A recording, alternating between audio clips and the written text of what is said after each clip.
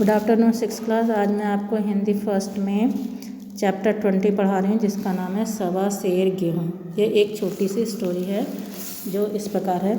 किसी गांव में शंकर नाम का एक गरीब किसान रहता था। बहुत सीधा साधा था, गरीब आदमी था, न अपने काम से काम रखने वाला था। कोई उसे छल प्रपंच नहीं आता था और ना वो किसी के बुरा करता था, ना किसी के लिए बुरा सोचता था। भोजन मिलता तो खा लेता था, नहीं मिलता तो चबेने पर काट देता था, यानी केवल चने चबेने काट कर रात दिन गुजार देता था। और वो भी नहीं मिलता तो केवल पानी का पीकर राम का नाम लेकर यानी भगवान का नाम लेकर सो जाता था।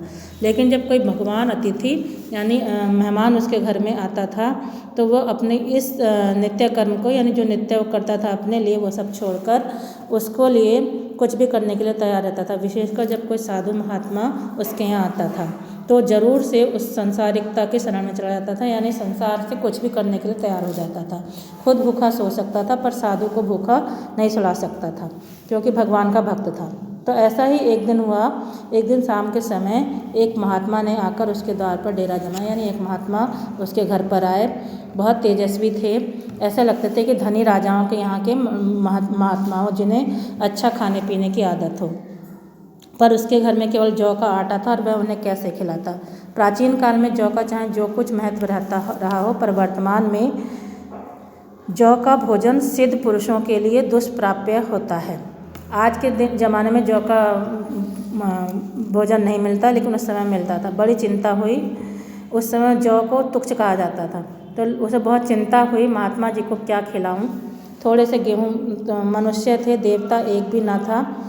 गांव में निश्चय किया कि कहीं से गेहूं का आटा उधार लाऊं, पर गांव भर में गेहूं का आटा ना मिला। मतलब किसी ने से गांव में गेहूं का आटा नहीं। गांव में सब मनुष्य थे, देवता एक भी नहीं थे, यानी मनुष्य एक दूसरे की मदद करने वाले नहीं थे।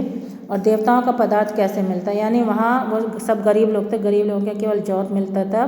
तो जो गेहूं था वो महंगा पदार्थ था, तो वो किसी के यहाँ नहीं मिला। सौभाग्य से गांव में एक विप्र महाराज के यहाँ से थोड़े से गेहूँ मिल गए। विप्र महाराज यानी पंडित जी थे, उनके यहाँ से उसे गेहूँ मिल गए। उसके सवा सेर गेहूँ उधार उन्होंने उनसे सवा सेर गेहूँ उधार लिया और स्त्री से कहा कि पीस दे। सवा सेर यानी 1-1.5 किलो के करीब गेहूँ लेकर उसे पीसने के लिए कहा। महात्मा जी ने भोजन किया और लंबी तान कर सो गए। प्रातःकाल आशीर्वाद देकर अपनी राह चले गए। और सुबह के समय किसान को आशीर्वाद देकर जहाँ उन्हें जाना था वो चले गए। अब विप्र महाराज जो थे, जिनसे उसने उधार लिया था, साल में 2 बार खलिहाने किया करते थे। खलिहाने यानी खेती बाड़ी किया करते थे। उसमें शंकर ने दिल में कहा कि सवा सेर गेहूँ इन्हें क्या लौटाऊं। उसने सोचा, शंकर ने कि पसेरी के बदले कुछ ज़्यादा खलिहाने दे दूँगा। खलिहाने से यानी अपने खेत से उन्हें ज़्यादा अनाज दे देगा। ये भी समझ जाएंगे और मैं भी समझ जाऊँगा, यानी उनका कर्जा उतर जाएगा और मेरे ऊपर से भी बोझ हट जाएगा। चैत में जब विप्र जी पहुँचे तो उन्हें 1.5 पसेरी के लगभग गेहूँ दे दिया और अपने को उर्वण समझकर उसकी कोई चर्चा नहीं की। उसने सोचा कि मैंने उन्हें ज़्यादा दे दिया, अपना गेहूँ जो उनका था उससे भी ज़्यादा दे दिया है, अब मैं कर्जे से मुक्त हो गया हूँ। विप्र जी ने भी फिर कभी मांगा नहीं, उन्होंने भी ले लिया गेहूँ और उसके बाद कभी मांगा नहीं। लेकिन सरल शंकर, जो सीधा साधा शंकर था, उसे क्या मालूम था कि ये सवा सेर गेहूँ चुकाने के लिए उसे दूसरा जन्म लेना पड़ेगा। 7 साल गुजर गए। धीरे धीरे विप्र से महाजन हो गए, वो पंडित से महाजन हो गए। शंकर किसान से मजदूर हो गया, वो भी किसानी से मजदूर हो गया। उसका किसानी करता था, अब किसानी से मजदूर हो गया। उसका छोटा भाई जो था मंगल, उससे अलग हो गया था। एक साथ रहकर दोनों किसान थे, अलग होकर मजदूर हो गए थे। शंकर ने चाहा कि द्वेष ना बढ़े, लेकिन परिस्थितियों ने उसे विवश कर दिया और दोनों भाइयों को अलग होना पड़ा। जब दोनों अलग हो गए तो घर में मातम सा हो गया, क्योंकि जो शंकर था अपने भाई से बहुत प्यार करता था, लेकिन भाई जब उससे अलग हो गया तो वो हृदय से टूट गया और वो गम में बहुत कमज़ोर हो गया। इस भीषण वेदना और दुस्सह कष्ट से रक्त को उसको जला दिया था और मांस और मज्जा को भुला दिया।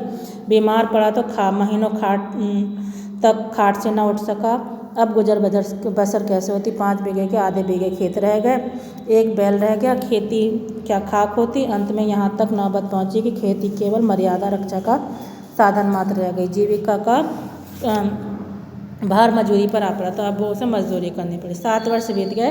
एक दिन शंकर मजदूरी करके लौटा तो राह में विप्र जी ने टोक कर कहा, शंकर कल आके अपने बिग बैंक का हिसाब कर लेना।